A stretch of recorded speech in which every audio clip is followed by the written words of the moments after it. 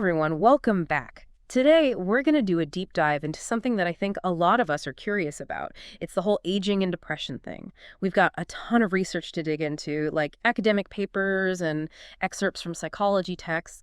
And get this, they all focus on geriatric mental health in Norway. Yeah, Norway has done some really interesting work in this area. It offers some valuable insights, for everyone. Exactly. So today, we're going to tackle those misconceptions that are out there about aging and depression, and we're going to try to understand those unique challenges that older adults face. We'll explore the support options that are available. Our goal is that you walk away from this deep dive with a much clearer picture of this whole issue. Complicated, right? Yeah, it really is. Let's just jump right in. All right, so I think we need to start by addressing that myth that depression is a natural part of getting older. Oh, yeah. It's like as if people think, oh, you're getting older, of course you're going to feel down. Right, and it's so important to debunk that myth right away. Aging does come with unique stressors, and these sources do a great job of highlighting that. We're talking about things like loneliness, the loss of loved ones, health challenges. Psychologist Saul Syme puts it really well. He says we lose so much and so many as we age. Yeah, that's powerful. And it really makes you think about how aging isn't always easy. But the key takeaway here is that these factors, even though they're really difficult, they don't automatically equal depression. Right, it's not a given. So how do we recognize it in older adults then? What are we looking for? Well, it's not just feeling a little blue. It goes way beyond that. These sources that we're looking at, they paint a much more nuanced picture. So for an actual clinical diagnosis, what you're looking for is persistent sadness, lack of energy or motivation, and the inability to really feel joy. So we're talking about this pervasive sense of hopelessness and despair.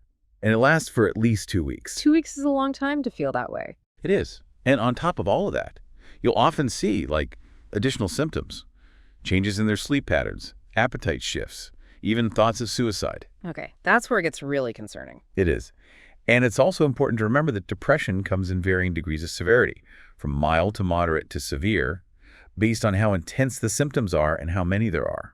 Clinicians use screening tools like the MADRs, the HADS, and GDS to actually figure that out. Oh, so those tools help them determine where someone falls on that spectrum, and then that can help them figure out the right treatment. Exactly. Okay, so we've talked about how depression isn't a normal part of getting older, and it involves this specific set of symptoms. But what causes it? That's where things get really interesting, and this is a really key takeaway. It's rarely just one thing. These sources really emphasize that there's this complex interplay of biological, psychological, and social factors. It's almost like a tangled web, with each thread representing a different potential contributor. Okay, so let's untangle this web. What about biological factors? What are some examples of those? Well, as we age, our bodies change, and that includes our brains. So, for example, serotonin levels naturally decrease. And as you know, serotonin is this neurotransmitter that plays a key role in mood regulation. Right, it's like the happy hormone, some people call it. It does have that reputation, but here's where things get interesting. If low serotonin was the only cause of depression, then you can imagine how widespread it would be among older adults, right? So clearly there's more to it than that. So it's not just this simple chemical imbalance. Oh, exactly. It's much more complex than that. Another biological factor to consider is brain damage, from conditions like a stroke.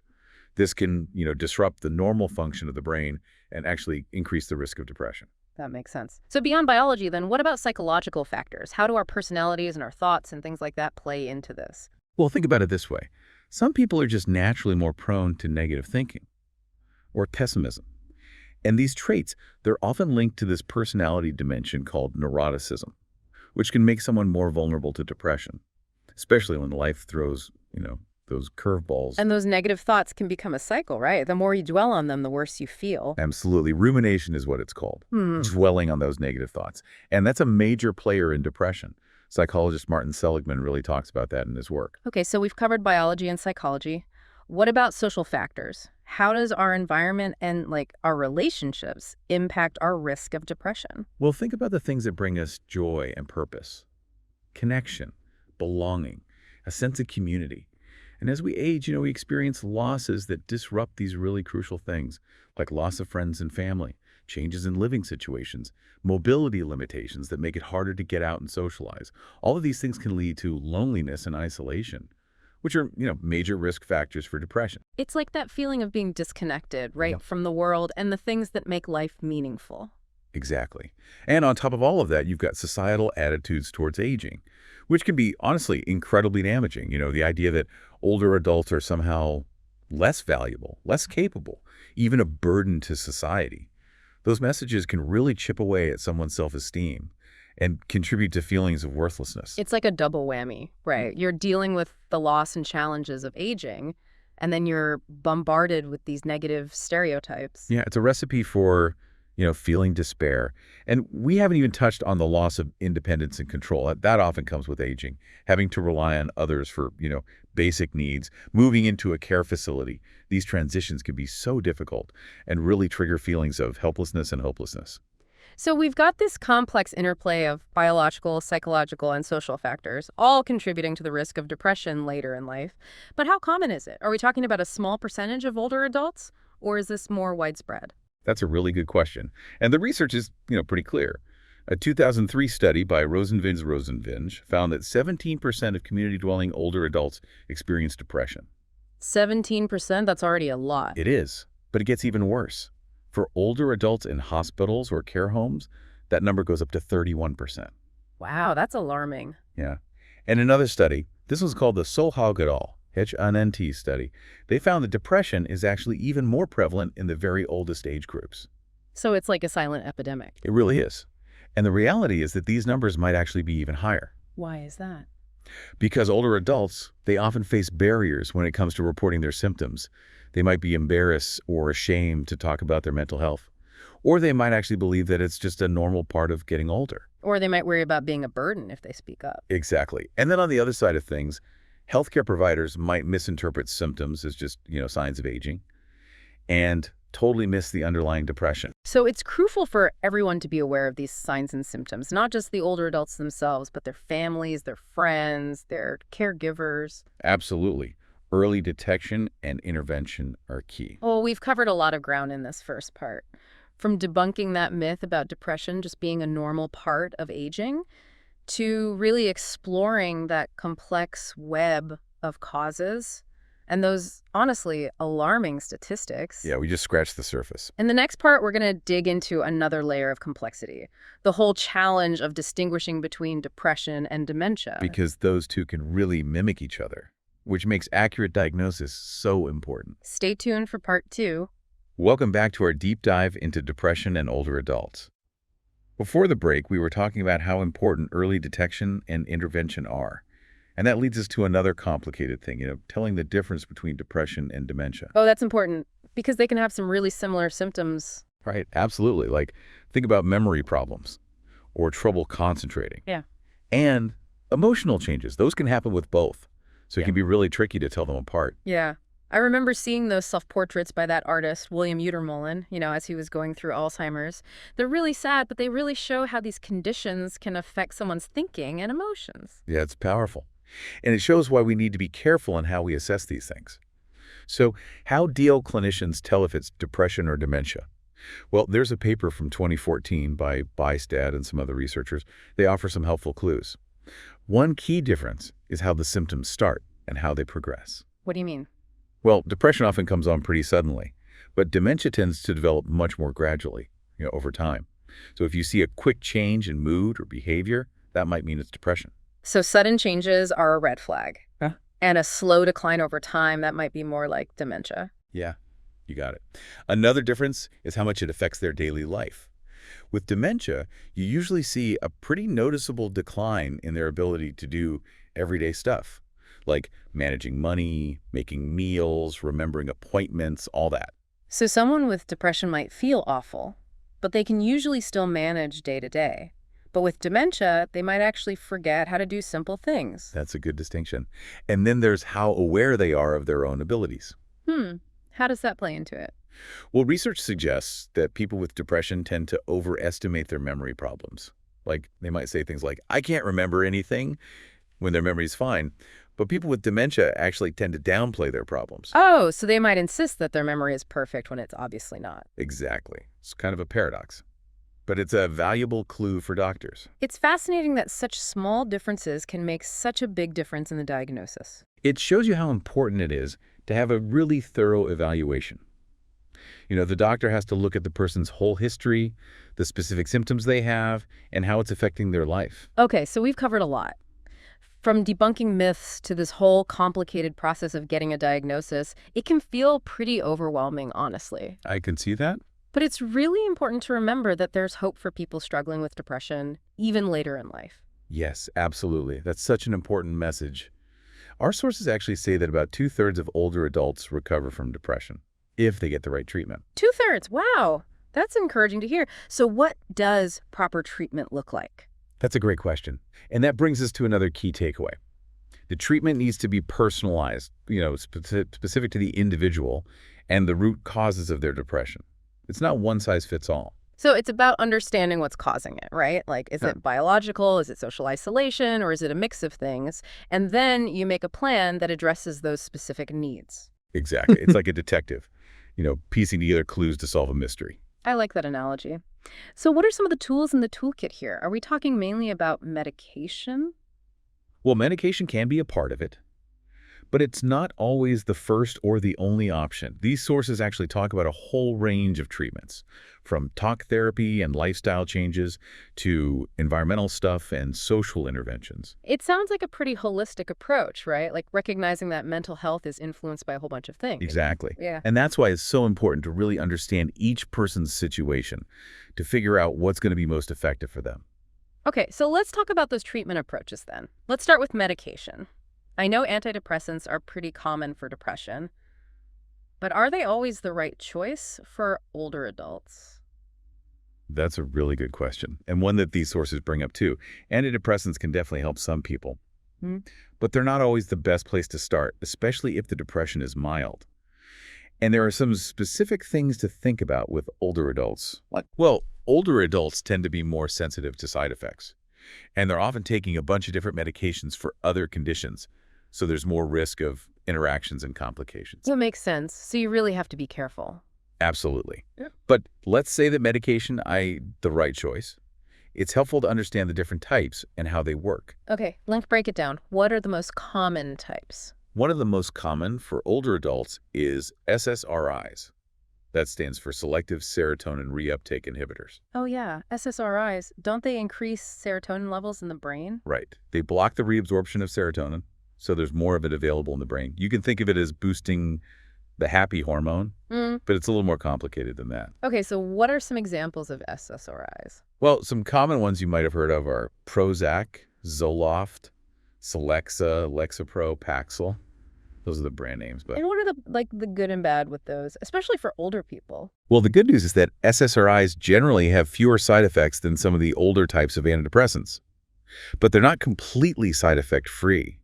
The most common complaints are things like nausea or indigestion. Not fun, but hopefully manageable. Yeah, usually they go away after a week or two. Other possible side effects are like tremors, anxiety, sexual problems, and trouble sleeping. Right, and I've heard that SSRIs can cause something called hyponatremia, which is like low sodium in the blood. Is that something to be worried about? It's pretty rare, but it is something doctors keep an eye on, especially in older adults because they're more likely to get it. Okay, so that's SSRIs. What other options are there? Another type that's often used is SNRIs. That's serotonin norepinephrine reuptake inhibitors. SNRIs, how are those different from SSRIs? The main difference is that SNRIs increase both serotonin and norepinephrine. Norepinephrine is another neurotransmitter. It affects mood, but it's also involved in alertness, focus, and the body's stress response. So they might be good for people who have both depression and low energy. That's the idea. And some studies have actually shown that SNRIs can be especially helpful for people with chronic pain, especially nerve pain. Oh, so someone with diabetic neuropathy, for instance, they might find that an SNRI helps with both the pain and the depression. It's possible, yeah. Yeah. But it's really important to remember that SNRIs, like all medications, can have side effects. Some of them are the same as SSRIs, like nausea, dizziness, and insomnia. But there are some unique things to watch out for, too. Like what? Well, one is an increase in blood pressure, especially if you're taking a high dose. And some research suggests that SNRIs might not be as well tolerated by frail older adults as SSRIs are. So it's all about weighing the benefits and risks. Exactly. And that's why it's so important to have those honest conversations with your doctor. Okay, we've covered SSRIs and SNRIs, which are two of the newer types of antidepressants. What about the older ones, like tricyclic antidepressants? Those are still around, and they can be effective. But doctors usually don't choose them first anymore because they have a higher risk of side effects. Things like sedation, weight gain, dry mouth, problems peeing, constipation, blurry vision, dizziness when you stand up, and even potential heart problems. Wow, that's a long list. No wonder they're not as popular anymore. Right. But they might be an option for people who have responded well to them in the past, or if other antidepressants haven't worked. Okay, good to know. So we've talked about SSRIs, SNRIs, and tricyclics. Any other types of antidepressants we should know about? Yeah, there are a couple of others that don't really fit into those categories. There's Remeron and Wellbutrin. Those are brand names. Mirtazapine and bupropion are the generic names. Okay, tell me about mirtazapine first. It works on both serotonin and norepinephrine, but in a slightly different way than SNRIs. It acts on specific receptors in the brain, and this can cause increased sedation, appetite, and weight gain. So it might be good for people who have trouble sleeping and are losing weight, along with the depression. Yes, exactly. It can be really helpful for that. And what about bupropion? What makes that one different? Well, bupropion is interesting because it mainly affects dopamine and norepinephrine, not serotonin. Dopamine is the neurotransmitter that's associated with reward, motivation, and pleasure. Oh, so it might help with things like fatigue, low energy, or trouble concentrating. That's right. But one thing to keep in mind is that bupropion can sometimes cause anxiety and insomnia, and it's not safe for people who have a history of seizures. It sounds like finding the right medication is a real process. It is. It's super important to work closely with your doctor so they can see how you're responding, adjust the dose if needed, and talk about any concerns you have. Absolutely. Speaking of monitoring, how long does it usually take for antidepressants to start working? Well, it's not instant. It can take a few weeks, sometimes even up to 12 weeks to see the full effects. 12 weeks is a long time to wait when you're feeling down. It is. But you have to be patient and consistent. It's really important to stick with the treatment plan and not give up if you don't feel better right away. And what about those side effects you were talking about? Those can be really rough, especially for older adults. Right. That's why it's so crucial to have close follow-up, especially at the beginning. Not just to see if the medication is working, but also to manage any side effects and prevent people from stopping the medication too early. Yeah, because if you're feeling awful from the side effects and you're not seeing any improvement in the depression, I can see why you might want to quit. I get it. Hmm. But suddenly stopping some antidepressants can actually cause withdrawal symptoms. Really? What kind of withdrawal symptoms? Things like flu-like symptoms, nausea, dizziness, anxiety, insomnia, that kind of thing. Yuck. Yeah, not fun. So it's always best to taper off antidepressants gradually with your doctor's guidance. Okay, so let's say someone has been taking an antidepressant for a while and their depression is in remission. Do they have to stay on it forever? That's a common question. And it really depends on the person and their history. It's a decision to make with their doctor. But these sources we're looking at, they really emphasize the importance of something called continuation treatment to prevent the depression from coming back. What's continuation treatment? It means that even after someone's depression has lifted, they often need to keep taking the medication, usually for at least 6 to 12 months, maybe even longer, to lower the risk of relapse. So it's like a safety net. Exactly.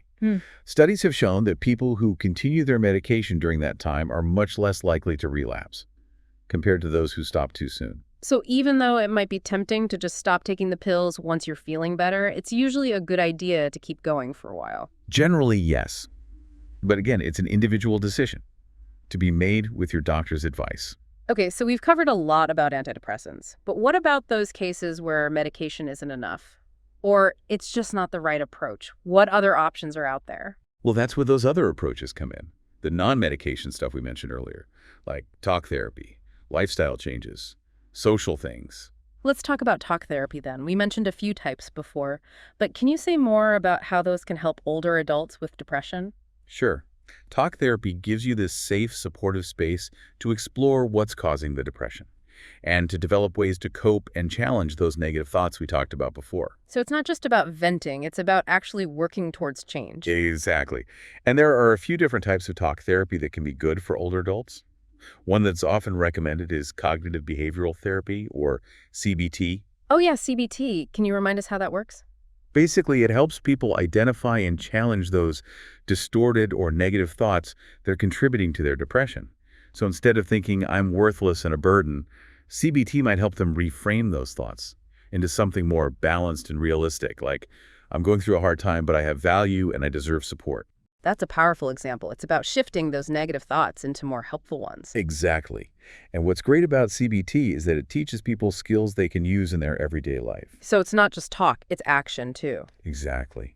Now, another therapy that's designed specifically for older adults is problem-solving therapy, or PST. PST, okay, I'm curious. What's that all about? It's less about digging into, like, deep psychological issues Yeah. and more about helping people come up with practical strategies for managing the everyday challenges that can lead to depression. So like dealing with loneliness, adjusting to changes in living situations, coping with health problems, all that. Exactly. PST helps them break those overwhelming problems down into smaller, more manageable steps. So it's about feeling more in control, which can be empowering for older adults who might be feeling helpless. Yes, exactly. It's about finding solutions and building confidence in their ability to cope. And what about those therapies that focus on mindfulness and acceptance? Are those helpful for depression in older adults? Absolutely. Mindfulness-based therapies, like mindfulness-based stress reduction and mindfulness-based cognitive therapy, they can be incredibly helpful for older adults with depression, especially those who tend to ruminate a lot or have anxiety or chronic pain. Can you remind us what mindfulness means again? Mindfulness is basically about paying attention to the present moment without judgment. You become aware of your thoughts, your feelings, your bodily sensations, without getting carried away by them. So instead of dwelling on the past or worrying about the future, you focus on right now. Exactly. It's about observing those thoughts and emotions, rather than getting caught up in them. And research has shown that these mindfulness-based therapies can really help reduce symptoms of depression, anxiety, and stress in older adults. And I've heard they can also improve sleep and reduce pain. That's right. They offer a more holistic approach to well-being. And then there's acceptance and commitment therapy, or ACT. How does that one work for depression? ACT is all about accepting those difficult thoughts and emotions. Mm. Instead of fighting them, it encourages people to figure out what their values are and then take action based on those values, even when things are hard. So it's like acknowledging that life has its ups and downs, but not letting the downs take over. Exactly. ACT helps people become more flexible psychologically, so they can adapt and cope with tough situations without getting stuck. Okay, so we've got a lot of different talk therapies: CBT, PST, mindfulness stuff, ACT, all of which can be really helpful for older adults with depression. And we can't forget about those environmental changes we were talking about earlier. Right? Because sometimes it's not just what's going on in our heads, but also the external stuff that might be contributing to the depression. Exactly. And the sources we're looking at really stress that addressing those external factors is just as important as therapy or medication. So what are some examples of environmental changes that can make a difference? Well, one of the biggest is tackling loneliness and social isolation. We talk about how vital social connection is, especially for older people. So how do we actually go about creating those connections? It starts with making an effort to spend quality time with the older adults in our lives. Not just quick visits, but meaningful interactions.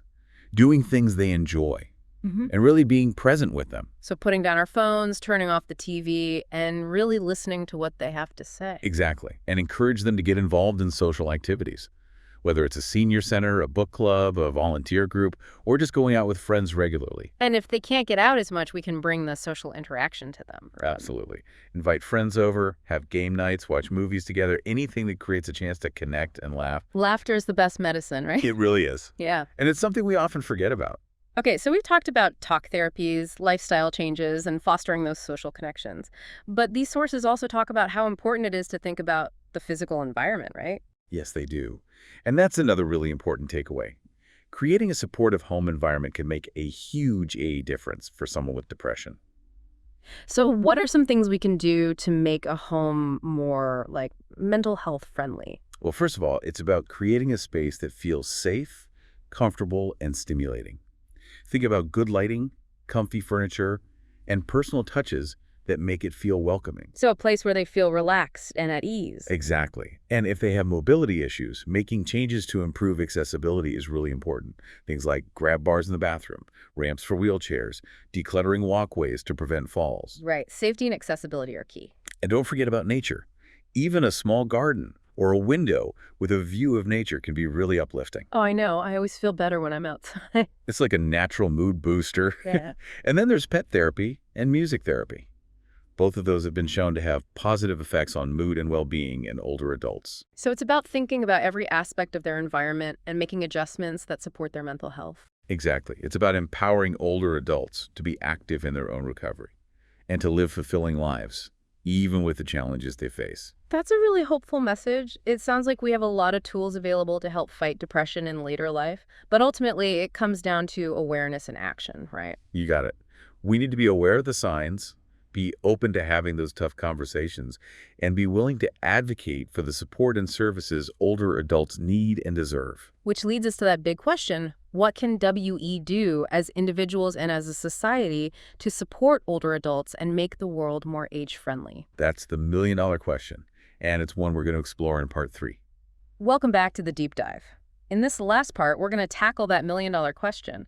What can WE do to actually support older adults and address this whole hidden epidemic of depression in later life? This is where, our individual and collective efforts really matter. And these sources we've been looking at, they give us some great ideas and steps we can actually take. Okay, I'm ready to get practical. Where do we even start? I think it all starts with awareness, recognizing those signs and symptoms of depression that we've been talking about. Yeah, because you can't fix a problem if you don't even know it's there, right? Exactly. So paying attention to changes in behavior, mood, energy levels, sleep, appetite, all of that, those can be red flags. But here's the thing. Older adults, especially those from, older generations, they might not want to talk about their mental health. They might just say it's because they're getting older or worry about bothering people. So how do we even bring it up? How do we start those conversations in a way that's sensitive and supportive? That's such a good question. And it really shows how important it is to have open communication and to create a space where older adults feel safe sharing their feelings. So what does that look like, practically speaking? I think it starts with just being present, letting them know that you're there for them without any pressure. So active listening, eye contact, putting away our phones, all that. Exactly. And asking open-ended questions. Expressing concern without being pushy or dismissive. So instead of saying, "You seem down, what's wrong?" which can sound kind of accusatory, you might say something like, "I've noticed you've been a bit quiet lately. Is everything okay? I'm here if you want to talk." Perfect example. It's about gently opening the door to a conversation without forcing it. Yeah. And even if they don't open up right away, just knowing that someone cares and is there to listen can make a huge difference. That's so true. And what if they do open up? What if they admit they're feeling depressed? What do we do then? I think the most important thing is to just validate their feelings. Let them know they're not alone. So not saying things like, "Oh, you'll be fine," or "just think positive," because that can sound like you're dismissing their feelings. It's more like, it sounds like you're going through a really hard time. "I'm so sorry you're feeling this way. I'm here for you." Exactly. And then gently encourage them to reach out for professional help. Right, because we're not therapists. We can't diagnose or treat depression. But we can support them and help them find the right resources. So helping them find a therapist, making appointments, maybe even going with them to appointments if they're nervous. Exactly. It's about being a compassionate guide, helping them through that whole process. And these sources also talk about addressing those social things that can contribute to depression, right? Loneliness and isolation. Absolutely. We've talked about it before, but it's so important. Social connection is essential for our mental well-being, especially as we get older.